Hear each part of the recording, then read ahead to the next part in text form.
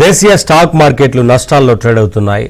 Sensex, Nifty నష్టాల్లో కొనసాగుతున్నాయి. ఉదయం నష్టాల్లో ప్రారంభమైన సూచీలు తర్వాత ఫ్లాట్లో కొనసాగి మళ్లీ నష్టాల బాట పట్టాయి.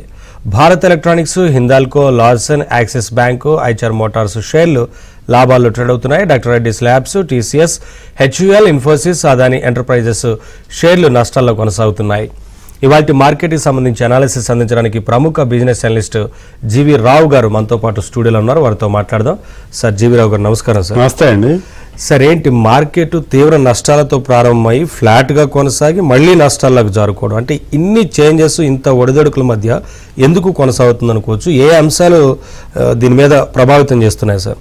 అయితే ముఖ్యంగా కేవలం ఈ రోజు మాత్రం ఇంతగా మార్కెట్లో వైడర్ ఫ్లక్చుయేషన్స్ రావడానికి కారణాలను కనుక మనం చూస్తే, ఓపెనింగ్లో మార్కెట్స్ కొంత పాజిటివ్గా ప్రారంభం అవడానికి మన దేశానికి సంబంధించినంత వరకు డిఫెన్స్ రంగాల్లో కొంత పాజిటివ్ న్యూస్ ఫ్లో రావటం, ఆ రంగంలో పెట్టుబడులు గవర్నమెంట్ నుంచి బాగా వస్తాయనేటువంటి ఆశ ఒకటి ఉండటము, తర్వాత కొన్ని కంపెనీల యొక్క ఆర్థిక ఫలితాలు, ఇవన్నీ కూడా పాజిటివ్గా పరిణమించాయి.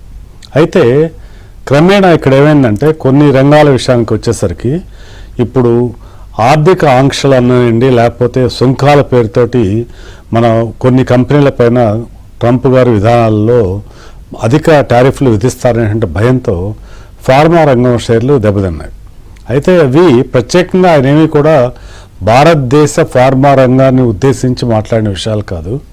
అవి ఆ సుంకాలంటూ విధిస్తే అందరికీ కూడా వర్తించవచ్చు. స్పెసిఫిక్ ఎగ్జిక్యూటివ్ నోట్ ఏమి రాకపోయినప్పటికి కూడా ఈ యొక్క భయంతో ఈ రంగంలో ఉన్నటువంటి షేర్లలో డౌన్ఫాల్ అనేటువంటిది మనం చూసాం అక్కడ.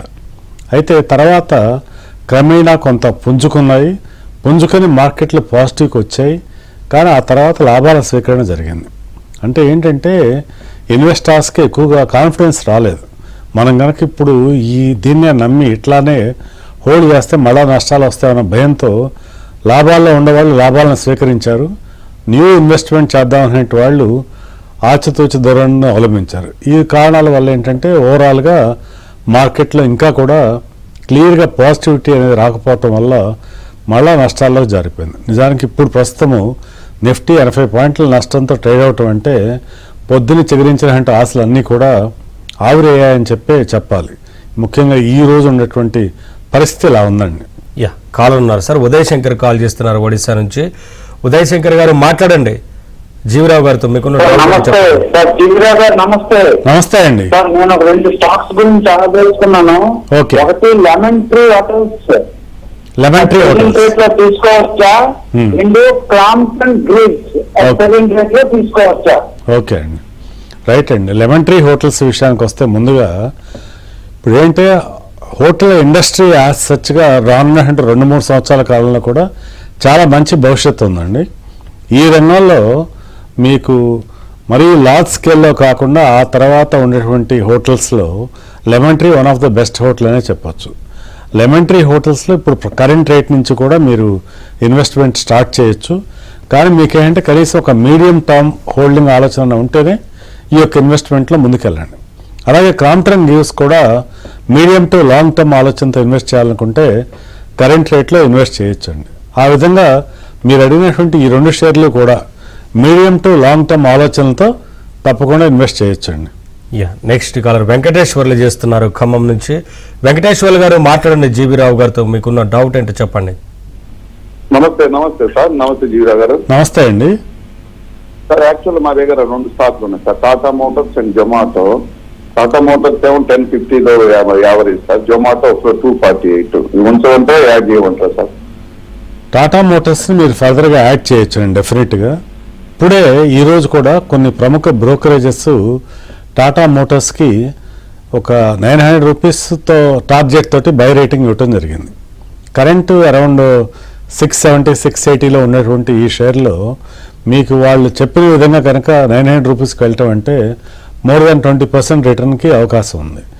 సో మీరు కొన్నటువంటి రేటు అబౌవ్ 1000 రూపీస్ రావటం కష్టంగానండి.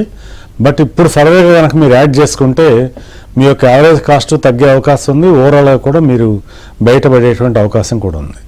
జమునా ఆటో కన్నా కూడా టాటా మోటార్సే బెటర్ చాయిస్ అండి.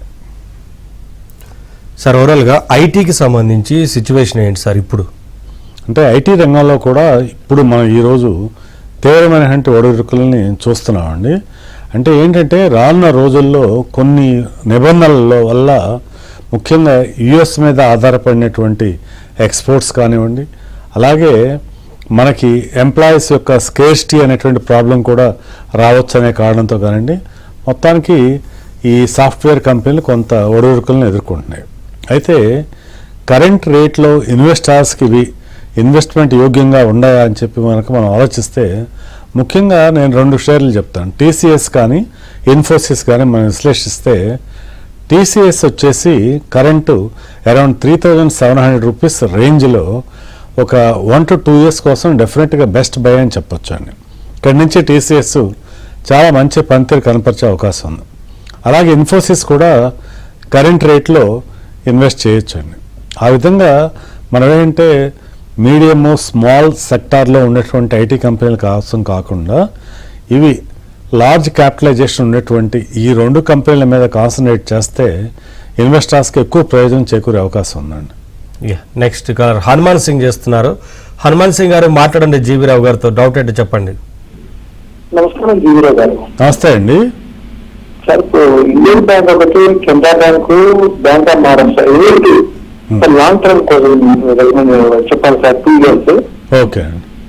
అయితే ఇప్పుడు మీరు 3 బ్యాంకుల గురించి అడిగారు. Indian bank, Canara bank, bank of Maharashtra. ఈ మూడిట్లోనూ కూడా ముఖ్యంగా అన్నిటికన్నా ది బెస్ట్ అంటే కెనరా బ్యాంక్ అండి.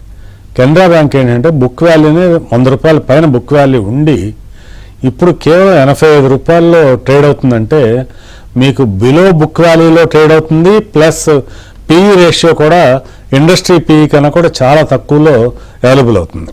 అందుకని కెనరా బ్యాంకు ఇప్పుడు కరెంట్ రేట్లో ఒక 2 years ఇన్వెస్ట్మెంట్ కోసం అని చెప్పి అద్భుతమైన అవకాశం అని చెప్పొచ్చండి. ఆ తర్వాత మనం సెకండ్ ర్యాంకింగ్లో చెప్పొచ్చు బ్యాంక్ ఆఫ్ మహారాష్ట్ర విషయంలో. బ్యాంక్ ఆఫ్ మహారాష్ట్ర కూడా కెనరా బ్యాంక్ అంత పాజిటివ్ చెప్పను కానండి, బట్ ఇది కూడా డెఫినెట్గా లో ప్రైస్లోనే మీకు అవైలబుల్ అవుతుందని చెప్పొచ్చు. ఈ రెండింటితో పాటుగా మీరు ఇండియన్ బ్యాంక్ అన్నా కూడా జమ్మూ కాశ్మీర్ బ్యాంక్ పరిశీలించడం మంచిదండి. జమ్మూ కాశ్మీర్ బ్యాంక్ ఏంటంటే 120 రూపాయలు బుక్ వాల్యూ ఉండి బిలో 100 రూపీస్లో ట్రేడ్ అవుతుంది. కాబట్టి బ్యాంకింగ్ రంగంలో ఉండాలనుకుంటే బిలో 100 రూపీస్ ప్రైస్ రేంజ్లో అవైలబుల్ అవుతున్నటువంటి ఈ 3 స్టాక్స్ని కూడా మీరు లాంగ్ టర్మ్ కోసం డెఫినెట్గా ఇన్వెస్ట్ చేయొచ్చండి. నెక్స్ట్ కాలర్ ధీరజ్ చేస్తున్నారు హైదరాబాద్ నుంచి. ధీరజ్ గారు మాట్లాడండి జీవీరావు గారితో. హలో, గుడ్ ఆఫ్టర్నూన్ గారు. గుడ్ ఆఫ్టర్నూన్ అండి. ఎల్ఎన్టీ ఈ రేట్ లో తీసుకొచ్చా అండి. నేను 10% లాస్ లో ఉన్నాను, యావరేజ్ చేసుకోవచ్చా? ఎలాంటి మీరు కనుక ఒక 2 సంవత్సరాలన్నా హోల్డ్ చేసే ఆలోచన ఉంటే డెఫినెట్గా కరెంట్ రేట్లో యావరేజ్ చేయొచ్చు అండి. ఇప్పటికే ఉన్న షేర్లు ఈ రేట్లో అయితే మీరు అమ్మకండి. ఎలాంటి ఏంటంటే ఇక్కడి నుంచి కూడా మనకి క్యాపెక్స్ స్టోరీ అనేది ఎండింగ్ అవ్వలేదు. ఇండియాలో క్యాపెక్స్ స్టోరీ అనేది ఎప్పటికీ కూడా గ్రోయింగేనండి. మనం ఇంకా కూడా రానున్న రోజుల్లో కూడా ఎన్నో ప్రాజెక్ట్స్ రాబోతున్నాయి. వీటన్నిటిలోనూ కూడా ఎల్ఎన్టీకి చాలా అగ్రస్థానమే ఉంటుందండి. సో కరెంట్ ప్రైస్ ఏంటంటే చాలా రీజనబుల్ వాల్యుయేషన్లోనే ఉంది కాబట్టి మీరు కొన్ని షేర్లు డెఫినెట్గా యాడ్ చేసుకుని హోల్డ్ చేయండి. ఎల్ఎన్టీలో మీకు మంచి ప్రయోజనమే చేకూరే అవకాశం ఉందండి. నెక్స్ట్ కలర్ రామాంజనేయులు చేస్తున్నారు. రామాంజనేయులు గారు మాట్లాడండి జీవీరావు గారితో. ఏ స్టాక్స్ గురించి తెలుసుకోవాలనుకుంటున్నారు చెప్పండి. Sir good afternoon sir. Good afternoon అండి. సార్ జిఎండిసిఎల్, ఆర్వీఎన్ఎల్ గురించి సార్. ఓకే, అంటే మీరు కొన్నారండి ఆల్రెడీ? అవును సార్, 300 shares జిఎండిసిఎల్ తీసుకున్నాను. ఆర్వీఎన్ఎల్ ఒక 200 shares తీసుకున్నాను. ఏ రేట్లో తీసుకున్నారండి? జిఎండిసిఎల్ వచ్చేసి 366 సార్. ఓకే. ఆర్వీఎన్ఎల్ వచ్చేసి 433. ఓకే, లాస్ లో ఉన్నాం. రైట్ అండి. ఇవి 2 కూడా లాంగ్ టర్మ్ కోసం హోల్డ్ చేయదగిన షేర్లేనండి. ఇప్పుడు కరెంట్ ప్రైస్లో మాత్రం మీరు అమ్మకండి. మనం ఆర్వీఎన్ఎల్ విషయానికి వస్తే 600 రూపాయలు మించి కూడా వెళ్ళింది ఆర్వీఎన్ఎల్. అయితే ఆ టైంలో మరీ అంత హై ప్రైస్లో కొన్నటువంటి, అంటే ఒక షేర్ని కొనబోయే ముందు మనము పక్కన వాళ్ళు చెప్పారనో లేకపోతే ఫండమెంటల్స్ ఇంకా చూడకుండా కూడా మనం ఇన్వెస్ట్ చేయకూడదు. నిజానికి ఫండమెంటల్స్ ప్రకారంగా ఫెయిర్ వాల్యూ ఏంటనేది ఒకసారి చెక్ చేసుకోవాల్సిన అవసరం ఎంతైనా ఉంది. కాకపోతే కరెంట్ ప్రైస్ కనుక చూస్తే ఆర్వీఎన్ఎల్ ఇప్పుడైతే రీజనబుల్ వాల్యుయేషన్లో ఉందని చెప్పొచ్చండి కరెంట్ ప్రైస్. కాబట్టి ఈ రేట్లు అయితే పొరపాటు కూడా అమ్మకండి, హోల్డ్ చేయండి. ఇంకా తగ్గినప్పుడల్లా మరికొన్ని షేర్లు యాడ్ చేసుకునే ప్రయత్నం చేయొచ్చండి. జిఎండిసి అయినా అంతేనండి, కరెంట్ రేట్లు అయితే మాత్రం మీరు సేల్ చేయకండి. నెక్స్ట్ కాలర్ జగదీష్ చేస్తున్నారు. జగదీష్ గారు మాట్లాడండి జీవి రావు గారితో. రావు గారు నమస్తే, నేను బెంగళూరు నుంచి మాట్లాడుతున్నాను. నా దగ్గర ఐఆర్ఎక్స్ 10,000 అయింది, నా దగ్గర ఉంది. మరి రిజల్ట్స్ బాగుంది, ఎంచుకోబడ్డారా తీసిపెడతారా? దాంట్లో రెండు ఐనాక్స్ ఇండియా అదొకటి హోల్డ్ చేస్తున్నారు, ఉంటారు, అది కూడా లాభంలో ఉంది. ఒకటే అండి, ఇప్పుడు ఏంటంటే ఓవరాల్గా మార్కెట్ సెంటిమెంట్ అంతా కూడా కొంత వీక్గా ఉంటాం. జనరల్ మ్యాక్రో లెవెల్లో ఇండియానే కాకుండా మన ఏషియన్ కంట్రీస్లో ఉన్న మార్కెట్స్ అన్నీ కూడా ఫాలో అవటం జరిగి ఆ యొక్క ఫాలో ఎఫెక్టే ఈ షేర్ల మీద కూడా పడింది తప్పితే కేవలం ఇది స్టాక్ స్పెసిఫిక్గా ఈ స్టాక్లో ఏదో ఒక డెఫిషియన్సీ ఉండి తగ్గటం కాదండి. ఐఆర్ఎఫ్సి షేరు లాంగ్ టర్మ్ ఆలోచనతోటి ఇప్పుడు కూడా కొనుక్కోవచ్చండి నిజానికి ఇప్పుడు ఉన్నటువంటి ప్రైస్లో.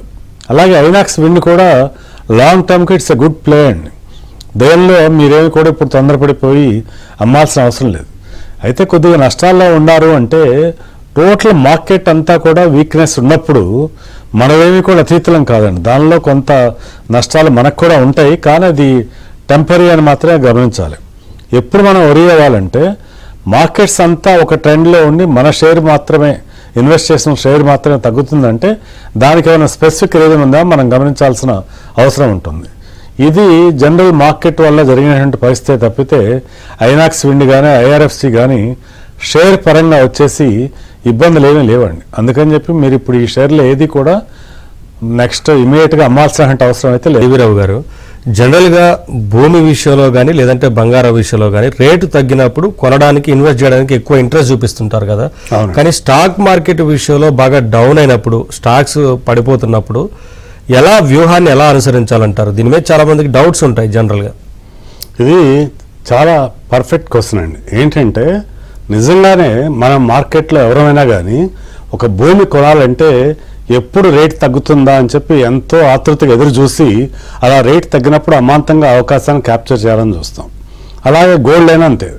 మరి స్టాక్స్ విషయంలోకి వచ్చేసరికి మార్కెట్ బాగా పెరుగుతున్నప్పుడే ఇంకా కొనాలనుకోవటము, తగ్గినప్పుడు మాత్రం ఇమీడియట్గా అమ్మాలనుకోవటం, ఇలా ఎందుకు జరుగుతున్నాయంటే దీనికి రెండు ఆస్పెక్ట్స్ ఉన్నాయండి.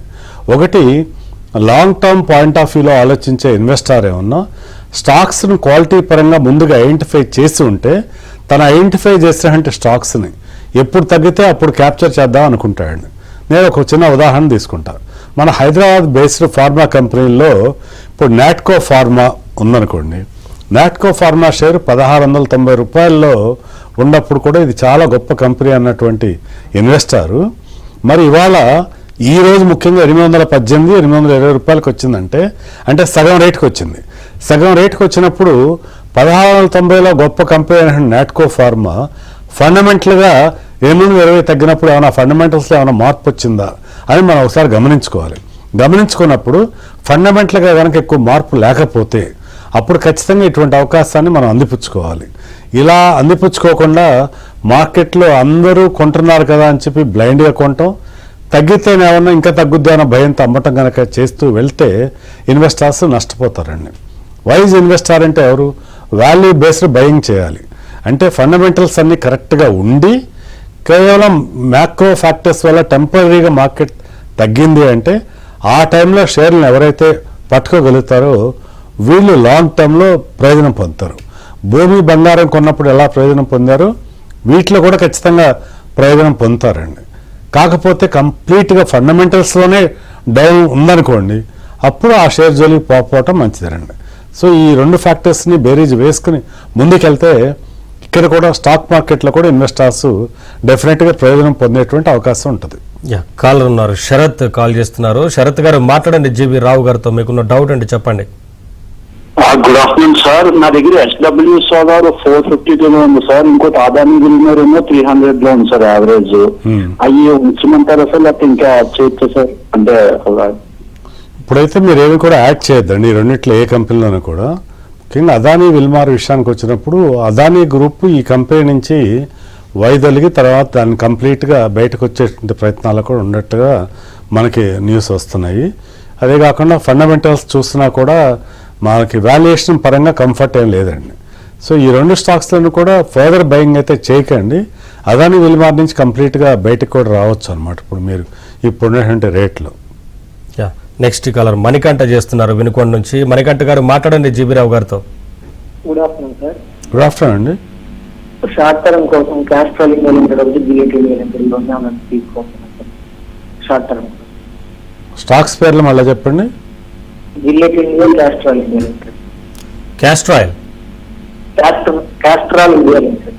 Castrol okay, Castrol. ఇంకోటి ఏంటండి? Gillette India limited. Gillette. Okay. Short term కోసం ఇప్పుడు ఈ రేట్లలో మీరు క్యాస్ట్రాల్ అయితే అవాయిడ్ చేయండి. ఏంటంటే క్యాస్ట్రాల్ లాంగ్ టర్మ్ ప్లే అండి. మీరు ఏదో ఒక 2-3 నెలల్లో దీనిలోంచి ఏదైనా మంచి గెయిన్ వస్తామని అనుకుంటే అది జరగకపోవచ్చు. అందుకని చెప్పి ఈ రెండు కూడా ఫండమెంటల్గా మంచి కంపెనీలే కాదండి, బట్ షార్ట్ టర్మ్ కోసం కొనదగిన షేర్లు అయితే కాదండి. సార్ ఓవరాల్గా అంటే గతంలో మనం గత ఎపిసోడ్లో డిస్కస్ చేసాం గోల్డ్ రేట్స్కి సంబంధించి పెరుగుతూనే ఉంది. సో మీరు ఒక అంచనా చెప్పారు. ఇప్పుడున్న సిచ్యువేషన్ చూస్తే ఏమనిపిస్తుంది సార్? ఇప్పుడున్న సిచ్యువేషన్ చూస్తుంటే అండి గోల్డ్ రేట్లు మరింత పెరిగే అవకాశం ఉందండి. ఏంటంటే మనకి ఒక ఇక్కడ నుంచి ఇంకా పెరిగే అవకాశం ఉందండి. గోల్డ్ మ్యాన్ సాచే ఒక ఎస్టిమేట్ ఇచ్చిందండి.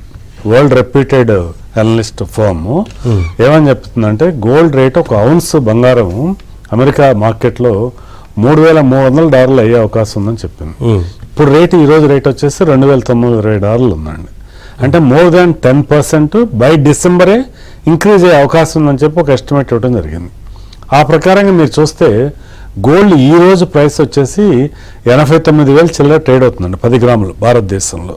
ఇక్కడి నుంచి మరో 10% పెరగటం అంటే 97,000-98,000 స్థాయికి వెళ్ళే అవకాశం ఉందండి.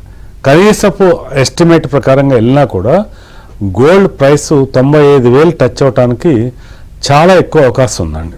అందుకని చెప్పి గోల్డ్ ప్రైస్లో మళ్ళీ వెనక్కి రావటం అనే అవకాశాలు చాలా చాలా తక్కువ. కాబట్టి ఎవరైతే గోల్డ్ ఇన్వెస్ట్మెంట్ మిస్ అయ్యారో ఇప్పుడు కూడా యాడ్ చేసుకునే అవకాశం ఉందని మాత్రం నేను చెప్తానండి. వినుకొండ నుంచి వెంకటేశ్వర్లు కాల్ చేస్తున్నారు. వెంకటేశ్వర్లు గారు మాట్లాడండి జీబీరావు గారితో.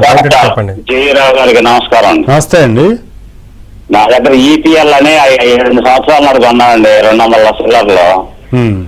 ఒక 100 ఉన్నాయి, మిగతా అమ్మేసాను. ఇప్పుడు అవి కూడా అమ్మి కెనరా బ్యాంక్ కానీ తీసుకోమంటారా? డెఫినెట్ గా మంచి ఆలోచనేనండి. అమ్మి మీరు కెనరా బ్యాంక్ లోకి షిఫ్ట్ కాండి. కెనరా బ్యాంక్ 85 రూపీస్లో చాలా చక్కటి అవకాశం అని చెప్పొచ్చు. ఇప్పుడు మీరు అక్కడ ఏదన్నా కాస్త నష్టపోయినా కూడా దీనిలో రికవరీ కూడా అవకాశం ఉందండి. షిఫ్ట్ కండి కెనరా బ్యాంక్కి. నెక్స్ట్ కాలర్ శ్రీనివాస్ చేస్తున్నారు. శ్రీనివాస్ గారు మాట్లాడండి జీబీరావు గారితో. సార్ నమస్తే సార్. శ్రీనివాసన్ సార్. నమస్తే అండి. Hello sir. ఇది ఎస్ఎంఎస్ ఫార్మా అని ఇది 330 కొన్నాను సార్. 150 షేర్లు. ఏం చేయమంటారు సార్ దానికి? ఎస్ఎంఎస్ ఫార్మా కరెంట్ రేట్లో మీరు ఎగ్జిట్ కావటమే మంచిదండి. ఎగ్జిట్ అయ్యి నాట్కో, డాక్టర్ రెడ్డి వీటిలోకి షిఫ్ట్ అయ్యే ప్రయత్నం చేయండి. సార్ ప్రస్తుతం ఆటోమొబైల్ రంగం ఎలా ఉంది సార్? ఆటోమొబైల్ రంగం చాలా ఒడిదుడుకులు ఎదుర్కొంటుందండి. ఇప్పుడు నిజానికి ఎప్పటికప్పుడు మనము ఆటోమొబైల్ సెక్టార్లో ఈవీ వెహికల్స్ వీటన్నిటి వల్ల ఎంతో ముందంజ వేస్తాను ఎదురు చూసినప్పుడు కూడా దీనిలో ఉన్నట్టు లీడర్స్ కూడా చాలా ఛాలెంజెస్ని ఫేస్ చేయడం జరిగింది. మనం చూస్తే M&M మనకి చాలా అద్భుతమైనటువంటి కంపెనీ, ఎంతో సేల్స్ కూడా ఇంప్రూవ్ అవుతున్నాయి అనుకుంటే అది కూడా 3,300 నుంచి 2,700 స్థాయికి దిగిపోవటము.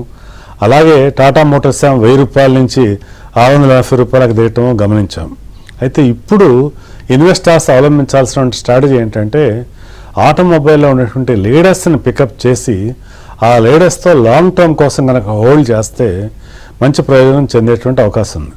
ముఖ్యంగా వీటిల్లో ట్రాక్టర్ బేస్డ్ కంపెనీస్ అనుకోండి, VST టిల్లర్స్ లాంటివి ఉన్నాయి. వాటిలో ఎక్కువ ప్రయోజనం చేయగలిగేటువంటి అవకాశాలు మెరుగ్గా ఉన్నాయండి. నెక్స్ట్ కాలర్ ప్రసాద్ చేస్తున్నారు హైదరాబాద్ నుంచి. ప్రసాద్ గారు మాట్లాడండి జీబీరావు గారితో. సార్ స్టాండర్డ్ గ్లాస్ బై చేశాను సార్. ఏదండి? Standard glass. Standard glass. Okay sir by చేశాను సార్ 1000 షేర్స్ 150లో. అది ఇష్యూ పోయిన కన్నా ఇంకా తగ్గింది సార్. వెయిట్ చేయండి సార్. అయితే ఏంటంటే అండి ఇక్కడి నుంచి మీరు ఏదన్నా రికవరీ అవుతుందా అనే దానికి ఖచ్చితంగా చెప్పలేకపోయినప్పుడు కూడా ఏంటంటే డేటా అనేది కనీసంగా ఒక 5 years డేటా చార్ట్స్ అవైలబుల్ అయినప్పుడు మాత్రమే కరెక్ట్గా ఎస్టిమేట్ చేయగలుగుతాం. మనకి ఎప్పుడైనా కానీ ఇష్యూ అవ్వగానే తొందరపడిపోయి మనం బయింగ్ కూడా వెళ్ళటం అడ్వైజబుల్ కాదండి. కాకపోతే స్టాండర్డ్ గ్లాస్ కరెంట్ రేట్లో అమ్మమని చెప్పం కాదండి, కాస్త ప్రైస్ రికవరీ అయినప్పుడు మాత్రం ఎగ్జిట్ అయ్యేటువంటి ప్రయత్నం చేయండి. నెక్స్ట్ కాలర్ సతీష్ చేస్తున్నారు. సతీష్ గారు మాట్లాడండి జీవి రావు గారితో, డౌట్ ఏంటి చెప్పండి. నమస్తే రావు గారు. నమస్తే సతీష్ గారు, చెప్పండి. సార్ ప్రెసెంట్ రేట్ లో ఇన్వెస్ట్ చేయొచ్చా? కొన్ని అంటే తగ్గింది కదా రేటు, ఇంకా తగ్గే ఛాన్స్ ఉందా?